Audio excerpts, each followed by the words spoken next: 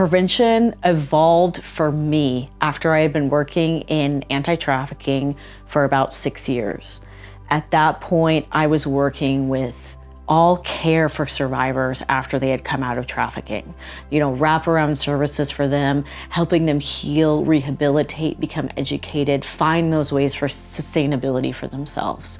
And also at that time, I was visiting brothels, red light districts, safe homes for survivors, and orphanages across the globe in almost every continent in the world. And what I started seeing is that I was seeing people with almost similar journeys and stories of their vulnerabilities that propelled them into trafficking. I started asking the survivors that I'd worked with, what could have been one thing that could have happened that would have prevented you from falling into the trap of trafficking? And every single survivor said, if I would have had one safe person, a community to come around me, people that would have asked me how I am, and really express that sense of belonging within a space or to a person, that would have curbed the entire trajectory of their lives of trafficking. And I thought, how are we as a community and as a globe focusing on prevention so that this doesn't continue to happen? Because I did not see us in the anti-trafficking space working on that prevention, which in my opinion is the only way.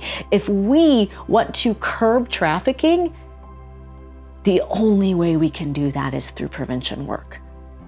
And from that point on was when I said, okay, who's doing something about this? When I learned about ideas and the decades-long work of transformational community development, I knew that I wanted to be a part of this organization.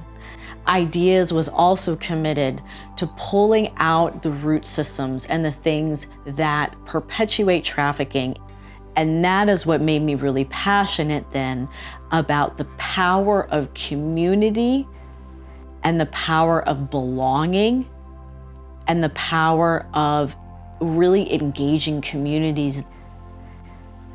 The work that we do in ideas and trafficking are actually hand in hand. They're married to each other, because when we are able to focus in one aspect like disability care, in turn, the results of that is actually helping to prevent trafficking. Everything is tied together within these communities.